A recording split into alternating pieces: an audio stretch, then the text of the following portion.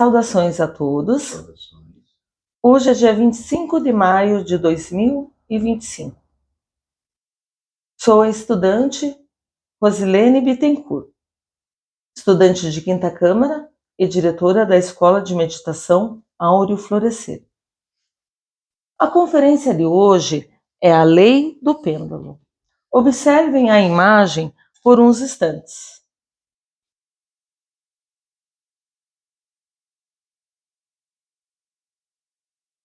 Vamos fazer uma reflexão sobre o Êxodo 20, versículo 12.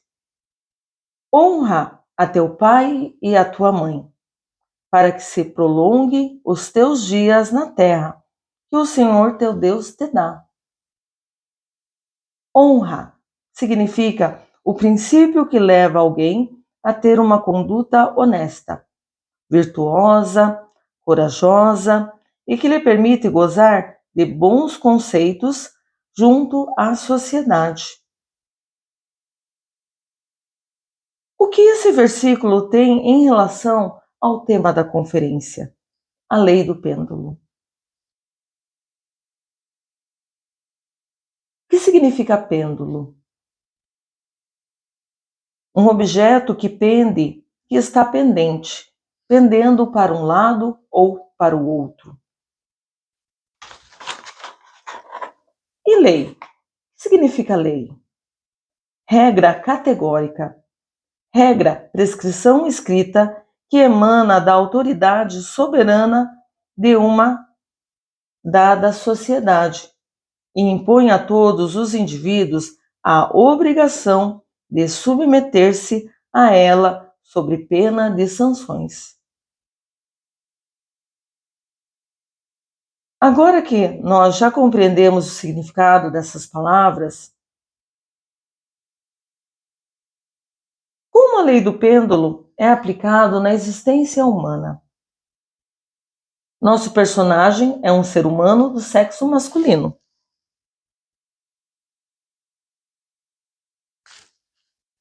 História de Lucas.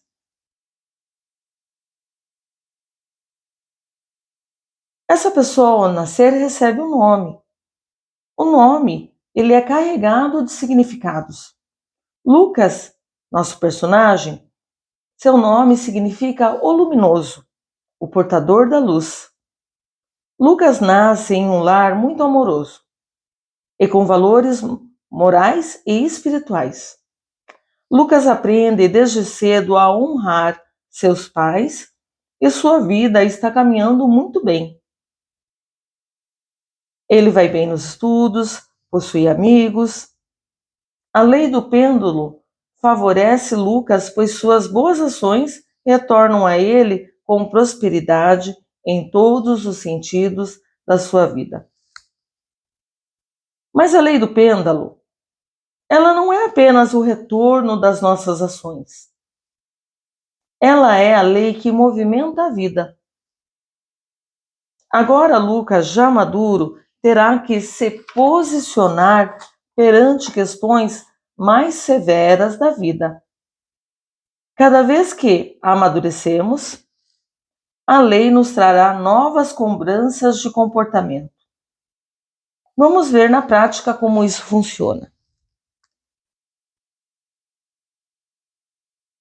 Observem a imagem. Aqui nós temos a tentação e a virtude. A tentação e virtude. Lucas aprendeu que não se deve pegar algo que não lhe pertence. E agora ele vai ser colocado à prova. Ele está em um ambiente público e observou que outra pessoa deixou um aparelho celular sobre a mesa. E de repente ele escuta em sua mente uma voz maliciosa que o manda: pegue esse celular. Achado não é roubado. Lucas se assusta, pois nunca tinha tido esse tipo de pensamento. Ele estranha aquele pensamento e o rejeita.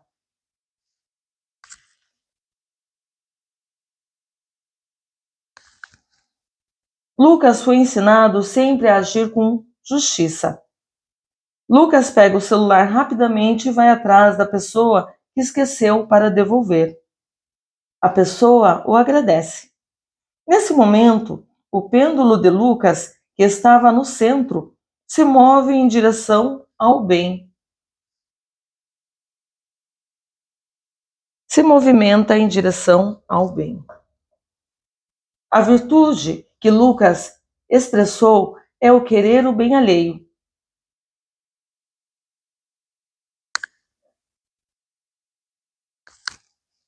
Mas Lucas não esquece do que aconteceu, daquela voz estranha, com a mensagem esquisita dentro de sua cabeça. Lucas inicia um estudo de autoobservação dos seus pensamentos.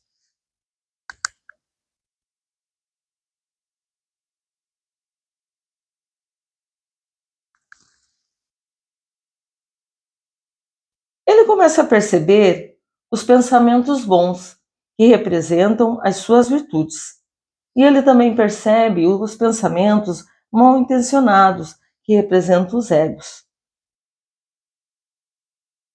Nosso personagem busca diversas literaturas para entender por que isso estava ocorrendo com ele.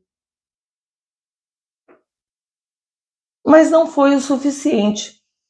Buscar apenas na literatura não é suficiente para entender. Então ele lembrou que existe ensinamentos que partem do conceito espiritual. E Lucas vai buscar os ensinamentos dos grandes mestres. E ele encontra um ensinamento de Jesus. O grande mestre Jesus, enquanto estava em meditação no deserto, ele foi tentado. E firmemente Jesus afasta a tentação. E Lucas aprende que se ele quer ter paz, ele deve afastar os elementos que podem deturpar seu entendimento e o desviar do caminho. Passados uns dias, ele encontra o ensinamento gnóstico, onde ele aprende a eliminar seus defeitos psicológicos, pedindo auxílio à sua Mãe Divina. Observem o gráfico. O tema dessa imagem é egípcio.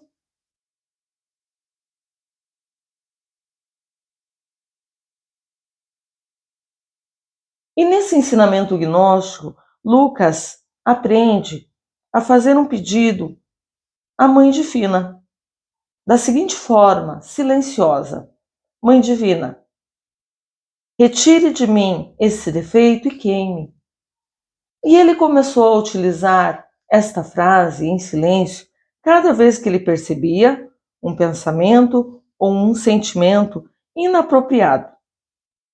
Ele repetia essa singela oração de forma silenciosa. Lucas também se pôs a refletir sobre os dois ensinamentos que recebeu e qual a diferença entre eles. Jesus, como mestre divino, que vem ensinar à humanidade que existe vida após a morte, ele não possuía defeitos. Jesus, quando ele veio ao mundo, ele veio com uma missão muito importante. A missão também de trazer a luz para todos aqueles que acreditam em suas palavras. Então ele não possuía defeito. As tentações também vieram e ele afastou. Tentações que vieram de fora.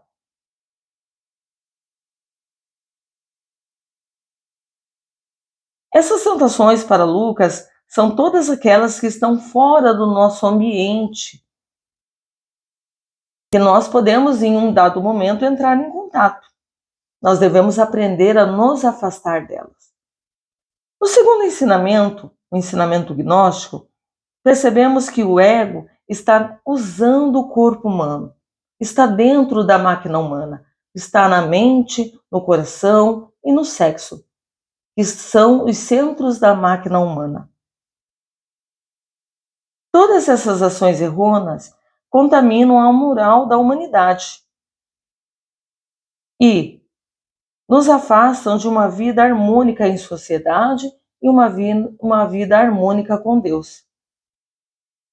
Por isso, nesse momento que nós percebemos qualquer um desses elementos tentando usar a nossa máquina humana, nós devemos fazer a petição divina, porque a Mãe Divina intercede por todos os seus filhos.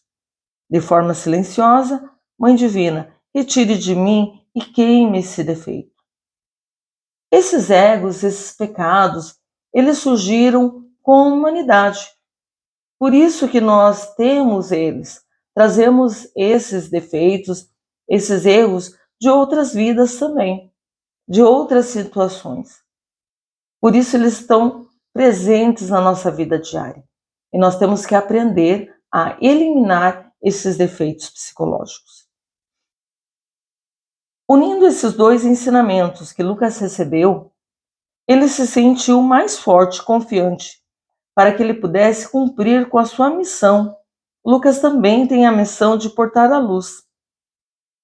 Portar a luz é trazer o ensinamento. Ensinamento já aprendido por outros mestres, como Jesus, e ensinamentos que vão sendo ensinados por ele pela sua própria experiência de vida. Cada vez que Lucas realiza uma boa ação de forma pura, de coração, seu pêndulo ganha mais força e a lei o retribui com prosperidade. A prosperidade aqui, ela não é material, ou ela não é apenas material. A prosperidade é sabedoria, é amor. Sim, prosperidade material, prosperidade de consciência, tudo que envolve uma vida humana. Observem o gráfico que representa o auxílio da Mãe Divina a Lucas em todos os seus momentos.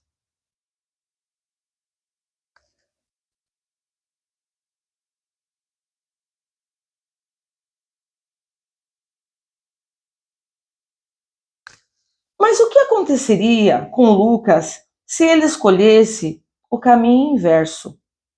Se ele não tivesse resistido à tentação de ficar com o celular que não lhe pertencia? Lucas também receberia o resultado da sua ação. Seu pêndulo penderia para mal a sua má conduta. A sua moral começaria a se manchar. Ele abriria uma brecha para que todos os egos começassem a se manifestar sem que ele percebesse, porque ele iniciaria um processo de inconsciência humana. Experimentaria muita dor e sofrimento, deixaria de estudar os conhecimentos espirituais, não se preocuparia em ter um relacionamento fiel com sua esposa, porque sua conduta moral já não existe mais. Sua boca passaria a falar palavras imundas, pois o amor não estaria mais dentro do seu coração. Vamos refletir um pouco sobre as palavras que saem da nossa boca. Através do que nós falamos, representa como está o nosso coração, como está a nossa conduta moral. E é uma forma de nós exercitarmos a auto-observação.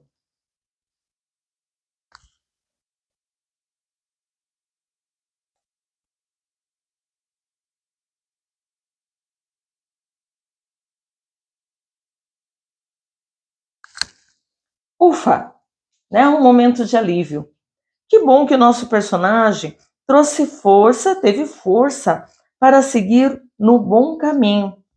E diante de sua autoobservação, buscou ensinamentos que transformaram a sua vida, que lhe ensinaram de forma positiva a eliminar seus defeitos psicológicos.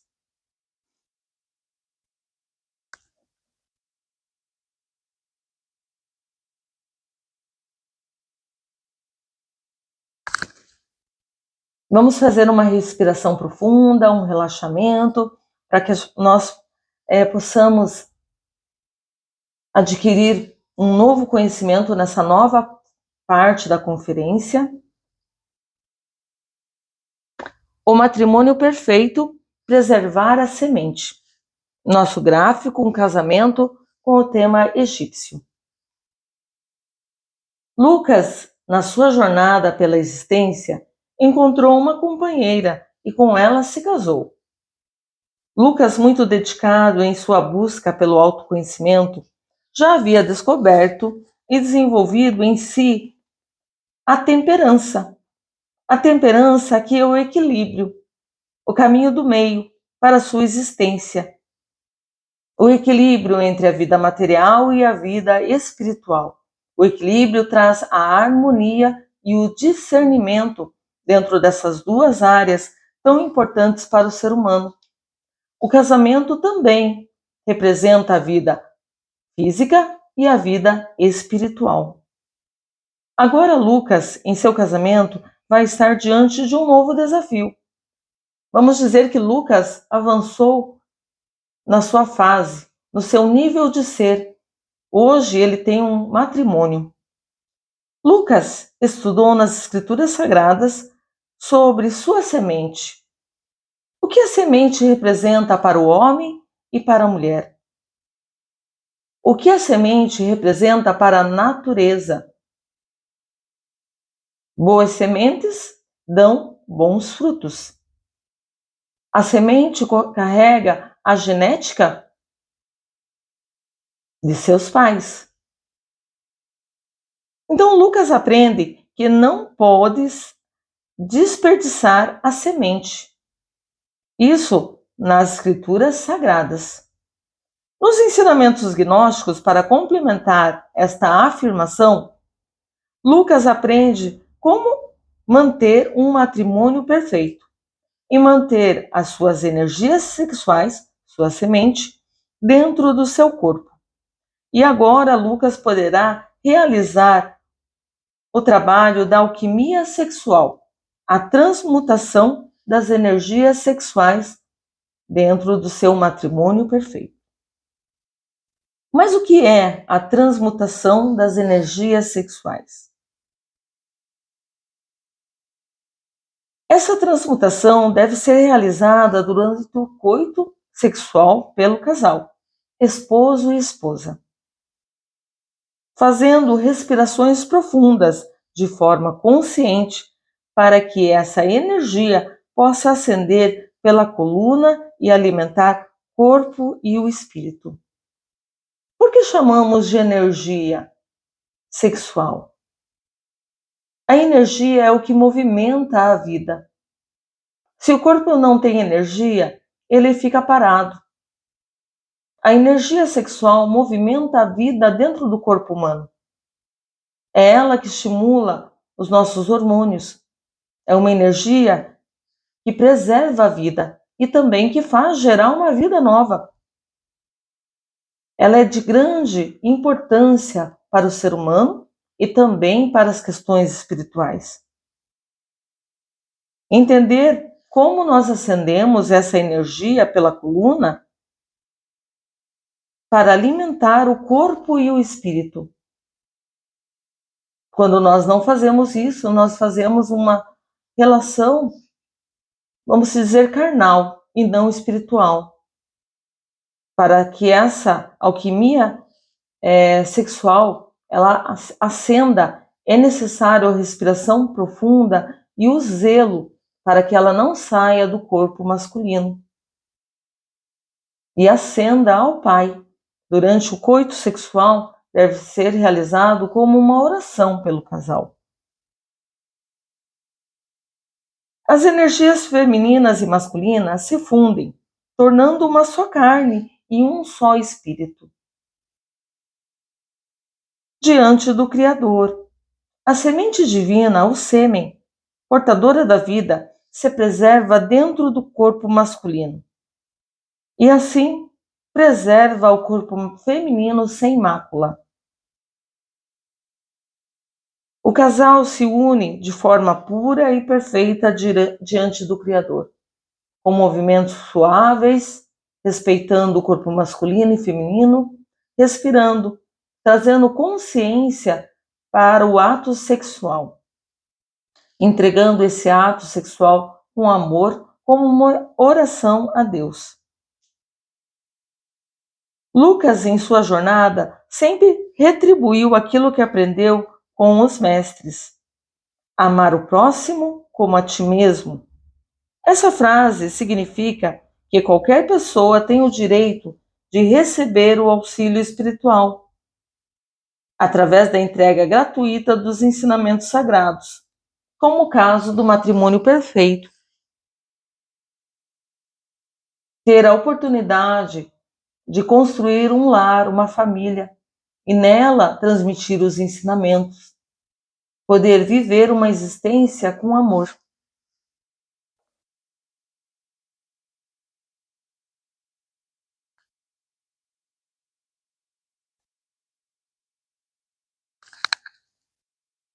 Observem o gráfico.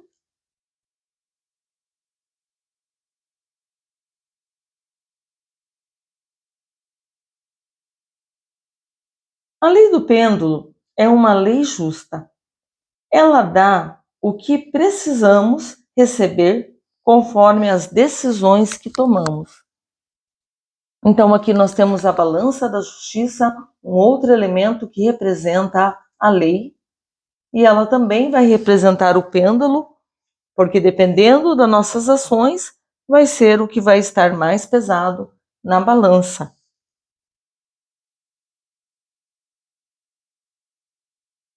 Ela nos dá a lição para que possamos ter discernimento para nos afastarmos do mal, resistirmos às tentações do mundo material, assim como também a possibilidade de nos auto-observar em diversas situações e avaliarmos e sermos avaliados em que nível de ser estamos. Então, aqui nós vamos ter a nossa avaliação espiritual e a bússola, a direção que nós queremos seguir, o norte, que nos guia para o norte, que nos guia para Deus. As nossas decisões nos levam em direção ao nosso Criador.